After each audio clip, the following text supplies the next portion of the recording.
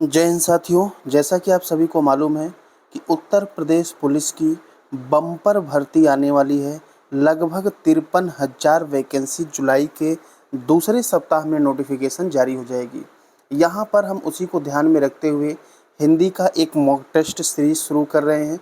ये अभी mock test number 1 होगा और यदि आप ईमानदारी से सभी मॉक टेस्ट को कवर कर लेते हैं तो हमारी गारंटी है कि इस दिए गए प्रैक्टिस सेट या वीडियो से एक भी प्रश्न आपके एग्ज़ाम से बाहर नहीं आएगा। यदि आप सुझाव देंगे तो हम अलग से टॉपिक को भी पढ़ा देंगे। तो पूरा वीडियो ध्यान से देखें। यदि आपको अच्छा लगता है वीडियो तो इसे अधिक से अधिक शेयर करें और अपने सुझाव अवश्य दें। तो आइए बिना देर किए हुए हिंदी की मॉक टेस्ट नंबर 1 की शानदार तरीके से शुरुआत करते हैं। देखिए, सबसे पहले प्रश्न की तरफ बढ़ रहे हैं। यहाँ पर देखिए दिया गया है, बस स्टैंड के आसपास आवारा लड़कों के व्यवहार को बताते हुए तथा उनके खिलाफ छेड़खानी के विरुद्ध एफआईआर दर्ज करवाने के लिए किसे आवेदन पत्र लिखेंगे। तो इसका सही आंसर सी होगा, थानाध्यक्ष महोदय को जो है आवेदन पत्र लिखेंगे। अब यहाँ पर ऑप्शन में बस स्टैंड अधिकारी भी दिया है, तो यहाँ पर लोग गलती कर सकते हैं। तो देखिए, बस स्टैंड ही नहीं, कहीं भी मारपीट बवाल हो तो आपको जो पत्र लिखना है वो थानाध्यक्ष महोदय को ही पत्र लिखेंगे। अब आप लोग सोच रहे होंगे कि ये लेटर पत्र से संबंधित ये क्वेश्चन है, क्या हमारे सिलेबस में है कि नहीं। तो आप जो है आज की सच्चाई जान लें, किसी भी एग्ज़ाम में अब सिलेबस का कोई महत्व तो नहीं रह गया है, कुछ भी आ सकता है, इसीलिए आप पहले से तैयार रहें। चलिए अगले प्रश्न की बात करते हैं। अगला यहाँ दिया गया है, स्वरों के उच्चारण में लगने वाले समय को क्या कहते हैं। तो सही आंसर यहाँ पर हो जाएगा मात्रा। जो उसमें समय लगता है उसे क्या कहते हैं, मात्रा। और मात्रा के आधार पर स्वर के 3 भेद होते हैं। एक होता है ह्रस्व स्वर, दूसरा होता है दीर्घ स्वर और तीसरा जो स्वर होता है उसे प्लूत कहा जाता है। ठीक है, प्लूत को त्रिमात्रिक स्वर भी कहते हैं, दीर्घ को द्विमात्रिक और ह्रस्व को एक मात्रिक स्वर कहा जाता है। क्लियर है।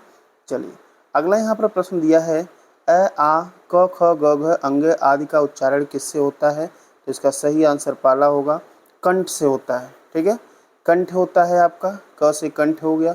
उसके बाद तालु होता है, मूर्धा होता है, दंत होता है, ओष्ठ होता है। तो ये 5 प्रकार से जो है मुख से जो है क्या करते हैं, आवाज़ निकाले जाते हैं। अगला यहाँ पर दिया गया है, वर्णों के समुदाय को क्या कहते हैं। तो यहाँ पर देखिए सही आंसर पाला होगा, वर्णों के समुदाय को वर्णमाला कहा जाता है। अब यहाँ पर हमारे पास ऑप्शन वही है तो हमको वही करना पड़ेगा। इसका सही रूप ये होना चाहिए था कि वर्णों के व्यवस्थित समुदाय या व्यवस्थित समूह को क्या कहते हैं, तो वर्णमाला कहते हैं। अगला देखिए, निम्नलिखित शब्दों में स्वर संधि को पहचानिए। तो यहाँ पर इसका जो सही आंसर होगा बी होगा, महोजस्वी लिखा गया है। तो इसको अगर हम तोड़ेंगे तो ये टूटेगा, महा अधन ओजस्वी, महाधन ओजस्वी, ये आपका हो जाएगा महोजस्वी। तो आ के साथ ओ यहाँ पर हुआ है, वृद्धि स्वर संधि का ये उदाहरण है। और जो आपको महोजस्वी दिख रहा है ये अभी जो हाल ही में 3-4 दिन पहले वीडियो री एग्जाम हुआ है उसमें भी ये संधि पूछी गई है। ठीक है, तदनुसार को तोड़ेंगे, तत् धन अनुसार होगा, ये व्यंजन संधि होगा। जगत धननाथ व्यंजन संधि, दो धन कर्म विसर्ग संधि। ठीक है, अगला यहाँ पर प्रश्न दिया गया है, एकलव्य धनुर्बाण में दक्ष था। यहाँ पर धनुर्बाण में समास बताना है। तो धनुर्बाण का मतलब धनुष और बाण। तो यहाँ पर सही आंसर आपका डी होगा, द्वंद्व समास होगा। ठीक है, एकलव्य के बारे में आप जानते ही हैं।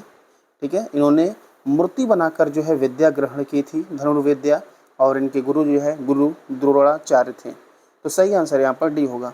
राकेश का अपहरण हो गया, यहाँ पर पूछा गया है, आपको अंडरलाइन किया गया है क्या है। तो अप जो है आपका उपसर्ग है। उपसर्ग किसी शब्द के शुरुआत में जोड़कर उसके अर्थ में परिवर्तित या परिवर्तन कर देते हैं। तो अपहरण का मतलब होता है फिरौती के लिए किसी को बंधक बनाना, उठा ले जाना किसी को बलपूर्वक। ठीक है, चलिए अगले प्रश्न की बात कर लेते हैं। अगला प्रश्न यहाँ पर दिया गया है, ओ वह गिर पड़ा। अब यहाँ पर आप देखिए कोई गिर पड़ा तो दुख की बात है, तो सही आंसर यहाँ पर बी होगा, इसको शोक सूचक अव्यय कहा जाएगा। क्लियर है। अगला यहाँ पर दिया गया है, तत्सम शब्द को पहचानना है। तो देखिए ये जो बड़ा वाला सा आपको दिख रहा है ये यहाँ होता है, ये तत्सम होता है, और छोटा वाला सा जो यहाँ दिख रहा है ये आपका तद्भव होता है। तो आपका जो सही आंसर होगा बी होगा, अंश यहाँ पर तत्सम हो जाएगा और ये जो अंश है ये आपका तद्भव हो जाएगा। अगला दिया गया है तद्भव को आपको पहचानना है, ठीक है। तो यहाँ पर जो आपका तद्भव होगा 10 नंबर का सही आंसर डी होगा, कड़वा होगा। कड़वा तद्भव होता है, ठीक है। अगर कड़वा का तत्सम हम बनाएं तो यह आपका हो जाएगा कटु। कड़वा का क्या हो जाएगा भाई? कटु।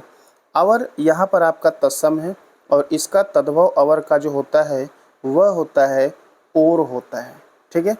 अगला यहाँ पर दिया गया है, अगला यहाँ पर क्या है? कटा। कटा का अगर हम तद्भव निकालेंगे तो कड़ा हो जाएगा और यहाँ पर रिक्त का तद्भव हो जाएगा रीता। चलिए अगले प्रश्न की बात करते हैं। अर्ध तत्सम की बात किया गया है तो जो बी वाला यहाँ पर ऑप्शन है यही सही होगा। चंद्र जो है अर्ध तत्सम है, इसका तत्सम क्या होगा? वो हो जाएगा चंद्र। क्या हो जाएगा वह? चंद्र, ठीक है। और इसका तद्भव क्या हो जाएगा? वो हो जाएगा चाँद। तो चंद्र, चंदर, चाँद, ठीक है। तो सही आंसर यहाँ पर बी होगा, ठीक है। चलिए आगे बढ़ते हैं। अगले प्रश्न की यहाँ पर बात करें हम तो विदेशी शब्द को आपको पहचानना है तो सही आंसर यहाँ पर हो जाएगा सी, अलमारी एक पुर्तगाली शब्द है, जबकि निद्रा आपका तत्सम है, इसका जो है नींद हो जाएगा। अचरत तद्भव है, इसका तत्सम होगा आश्चर्य। और चबूतरा जो है आपका तद्भव है, इसका तत्सम होगा चतवाल। सही आंसर यहाँ पर सी हो जाएगा।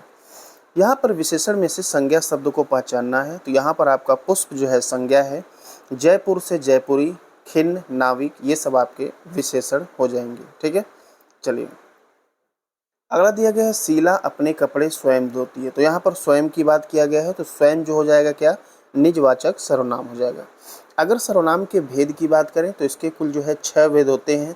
3 भेद आपको ऑप्शन में दिख रहे हैं, निजवाचक, पुरुषवाचक, निश्चयवाचक। और अगले जो 3 भेद होते हैं वह होते हैं अनिश्चयवाचक, संबंधवाचक और प्रश्नवाचक। अगला यहाँ पर है निम्न शब्दों में से विशेषण को पहचानिए। यहाँ पर विशेषण क्या होगा? तो सुंदर यहाँ पर आपका विशेषण है, तो सही आंसर यहाँ पर सी हो जाएगा। चलिए अगले प्रश्न की बात कर लेते हैं।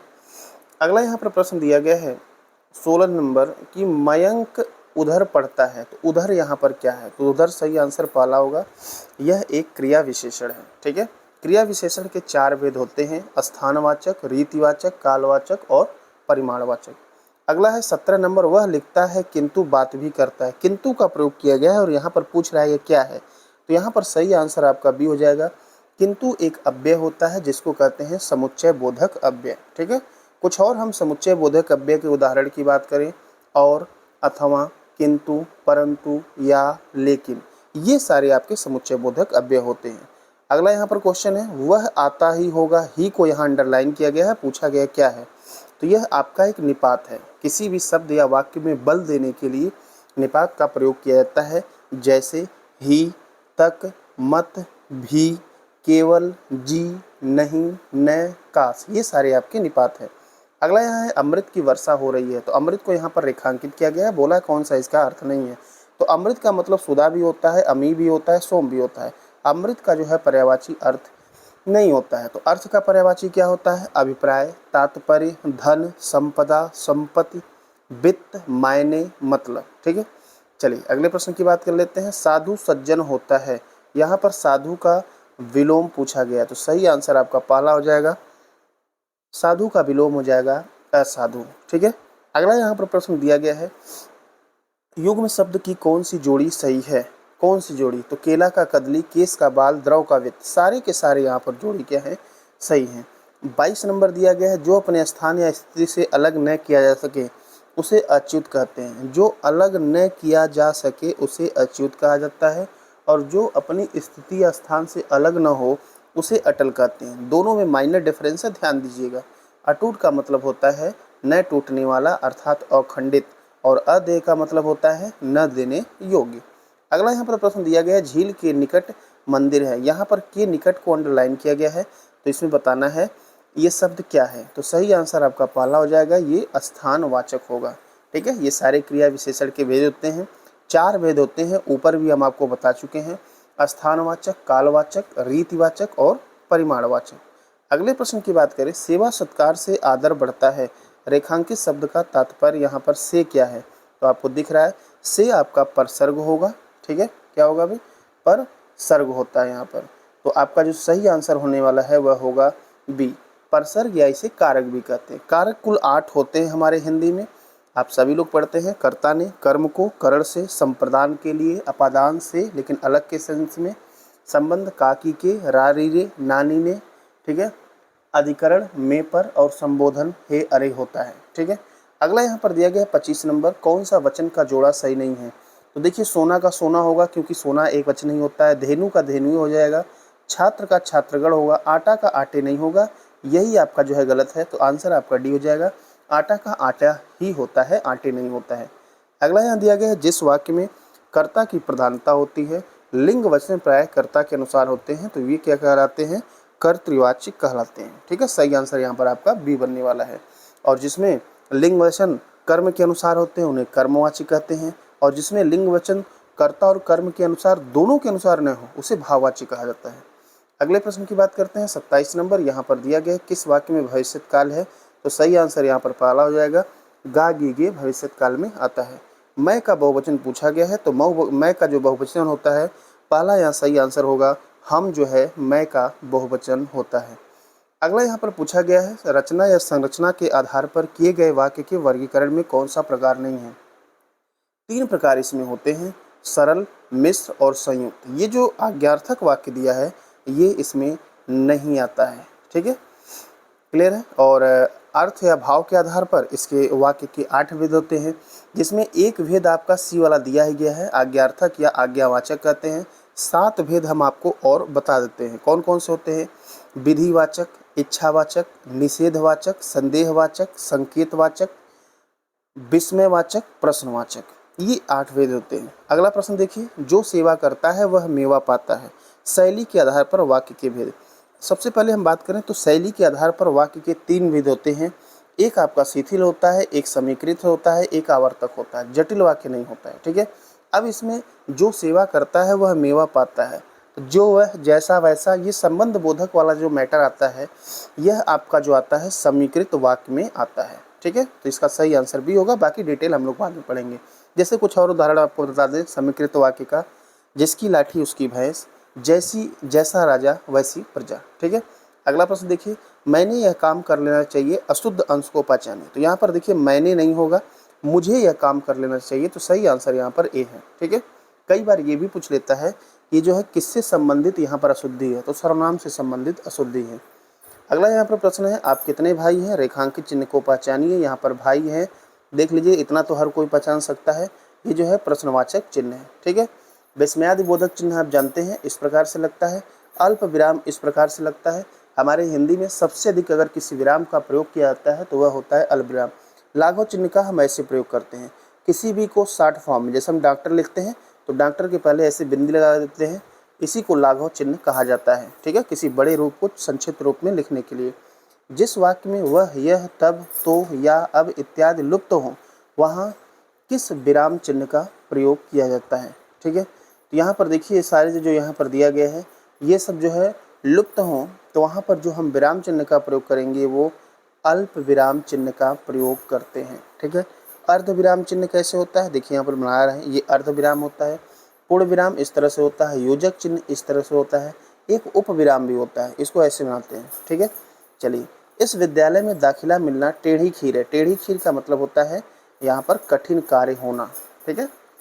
इस विद्यालय में दाखिला मिलना क्या है, एक कठिन कार्य है। चलिए अगले प्रश्न की बात करते हैं, पेट भरे मनमोदक से कब लोकोक्ति का सही अर्थ क्या होगा। मतलब ये हुआ कि केवल सोचते रहने से किसी काम में सफलता नहीं मिलती है, ठीक है। अगला यहाँ पर दिया गया है सवाल जवाब, बहस, हुज्जत या दिए गए उत्तर के लिए एक शब्द कौन सा होगा। सही आंसर सी होगा, उसे प्रत्युत्तर कहा जाता है। अगला यहाँ पर दिया गया है गेह के समानार्थी शब्द कौन से होंगे। गेह का मतलब घर होता है, सही आंसर यहाँ सी होगा। सदन, भवन, निकेतन ये सारे घर के पर्यायवाची हैं। पहला जो ऑप्शन दिया गया है तम, तमस, तिमिर ये सब अंधकार के पर्यायवाची हैं। सभा, परिषद, गोष्ठी ये सब परिषद सभा के पर्यायवाची है। और कंचन, हेमस्वर्ण ये सब सोना के पर्यायवाची हैं। अगला प्रश्न है कौन सी बोली पश्चिमी हिंदी के अंतर्गत नहीं आती है। यहाँ पर देख लीजिए ऑप्शन नंबर डी इसका सही आंसर होगा। अवधी, बघेली और छत्तीसगढ़ी ये तीनों जो बोली हैं ये पूर्वी हिंदी के अंतर्गत आते हैं। बाकी पश्चिमी हिंदी के अंतर्गत 5 बोलियाँ आती हैं, जिसमें 3 बोली आपका यहाँ पर दिया गया है, कन्नौजी, खड़ी बोली और ब्रजभाषा। ये 3 बोली आपकी दी गई है। तो आगे 2 बोली शेष कौन सी है? तो अगर 2 बोली की और हम बात करें तो हरियाणवी और बुंदेली। तो ये 5 बोली आपके पश्चिमी हिंदी में आते हैं। हिंदी में अधिकांश शब्द किस भाषा से आए हैं? हिंदी में अधिकांश शब्द यहाँ पर संस्कृत भाषा से आए हैं। ठीक है, तो इसका सही आंसर आपका हो जाएगा संस्कृत। मतलब हिंदी के अधिकांश शब्द किससे आए हैं? संस्कृत से। चलिए अगले प्रश्न की बात कर लेते हैं। अगला यहाँ पर दिया है पद्मावत के रचयिता कौन है? तो पद्मावत के जो रचयिता है ये हैं मलिक मोहम्मद जैसी। ठीक है, पद्मावत जो है अवधी भाषा में लिखा गया है। यह एक महाकाव्य है। इसमें रानी पद्मिनी और राजा रतन सिंह की प्रेम गाथा का वर्णन किया गया है और इसमें अलाउद्दीन खिलजी भी है। अगला यहाँ पर दिया गया है अंग्रेजी का हिंदी अनुवाद सही से लिखिए। Hindi is a phonetic language. मतलब सही आंसर बी होगा। अब देखिए इस प्रकार के प्रश्न सारे एग्जाम में पूछे जा रहे हैं। हिंदी एक ध्वन्यात्मक भाषा है। अगला मुफ्त आंखों का इलाज, इसका इंग्लिश बताना है। तो यहाँ पर सही आंसर पहला होगा free treatment for the eyes. तो सही आंसर यहाँ पर पहला होगा। तो इसकी भी आप थोड़ा बहुत प्रैक्टिस करते रहें। चलिए अगला यहाँ पर आपका एक पैराग्राफ दिया गया है। इसके आधार पे आपको आंसर देना है। तो आइए हम आपको सिखाते हैं कि आंसर आप कैसे देंगे इसका। देखिए इसका आंसर देने के लिए आप लोग थोड़ा सा अपना रिजोल्यूशन बढ़ा लेंगे। देखिए सबसे पहले अगर हम 43 नंबर प्रश्न की बात करें तो साहसी मनुष्य किसके समान है? तो पैराग्राफ को सॉल्व करने के लिए सबसे पहले आप प्रश्न पढ़ें, उसके बाद आप पैराग्राफ पढ़ें। तो साहसी मनुष्य किसके समान है? तो आप यहाँ पर देखिए लास्ट से 5th लाइन में आपको मिल जाएगा कि साहसी मनुष्य तो किसके समान है भाई? सिंह के समान है। तो सही आंसर यहाँ पर आपका सी हो जाएगा कि साहसी मनुष्य किसके समान है? सिंह के समान है। अगला यहाँ पर दिया गया है साहसी मनुष्य क्या उधार नहीं लेता है? ठीक है, तो यहाँ पर अगर आप ध्यान से देखेंगे तो इसका सही आंसर आप देखिए यहाँ पर साहसी मनुष्य क्या उधार नहीं लेता है।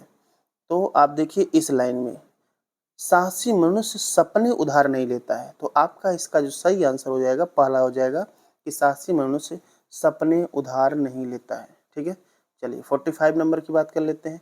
दुनिया की परवाह किए बिना जीने वाले व्यक्ति से किसको प्रकाश मिलता है? तो आप देख लीजिए, ध्यान से देखेंगे तो यहाँ से इस लाइन से देखिए, दूसरों की परवाह किए बगैर जीने वाला आदमी दुनिया की असली ताकत होता है और मनुष्यता को प्रकाश भी ऐसे आदमी से मिलता है। तो किसको प्रकाश मिलता है? मनुष्यता को प्रकाश मिलता है। तो सही आंसर यहाँ पर आपका सी हो जाएगा।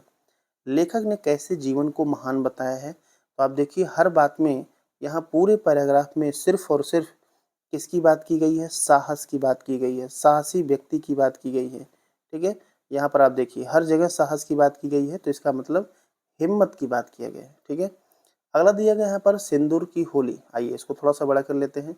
सिंदूर की होली किस विधा की रचना है? तो जो सिंदूर की होली है यह आपका क्या है? यह आपका एक नाटक है। ठीक है, यह सिंदूर की जो होली है 1934 में प्रकाशित हुई थी। लक्ष्मी नारायण मिश्र का नाटक है। अगला यहाँ पर प्रश्न है वैदेही वनवास किसकी रचना है? तो इसका आपका जो सही आंसर होगा पहला हो जाएगा अयोध्या सिंह उपाध्याय हरिऔध। और वैदेही वनवास क्या है? एक कविता है। अगला यहाँ पर दिया गया है छायावादी रचनाकार कौन है? सही आंसर यहाँ पर आपका बनेगा सी, महादेवी वर्मा छायावादी रचनाकार हैं। अगर हम छायावादी के स्तंभ की बात करें तो जयशंकर प्रसाद, सूर्यकांत त्रिपाठी निराला, सुमित्रा नंदन पंत, महादेवी वर्मा। महादेवी वर्मा को 1982 में इनकी रचना यामा के लिए जो है ज्ञानपीठ पुरस्कार दिया गया था और महादेवी वर्मा को ही आधुनिक मीरा भी कहा जाता है। अगला यहाँ पर प्रश्न पूछा गया है कि मिस्र बंधु विनोद कितने भागों में प्रकाशित हुआ था? तो इसका सही आंसर आपका बी हो जाएगा। मिस्र बंधु विनोद 4 भागों में प्रकाशित हुआ था। अब ये मिस्र बंधु जो है 3 भाई हैं। ठीक है, तीनों भाई का नाम आपको बताते हैं जो कि बार बार एग्जाम में पूछे जाते हैं। गणेश बिहारी, श्याम बिहारी, सुखदेव बिहारी, ये तीनों जो है मिस्र बंधु विनोद कहे जाते हैं। देखिए यहाँ पर हम 50 क्वेश्चन लिए हैं, 50 प्रश्नों को आप देखेंगे। इन्हीं 50 प्रश्नों को करने में लोग घंटे घंटे करवाते हैं, लेकिन यहाँ पर मात्र आपको 15 से 20 मिनट पर 50 क्वेश्चन का डिटेल यहाँ पर डिस्कशन हम कर चुके हैं। और आपको बता दें यदि आपको इसका PDF चाहिए तो आप जो है यहाँ पर टेलीग्राम चैनल है, आप इसे ज्वाइन कर ले। देखें यहाँ पर आपको जो है इसकी PDF मिल जाएगी। और आपके कोई भी सुझाव हैं तो आप कमेंट करके अवश्य बताएं। साथ ही चैनल को सब्सक्राइब करें। मिलते हैं अगले वीडियो में, तब तक के लिए धन्यवाद।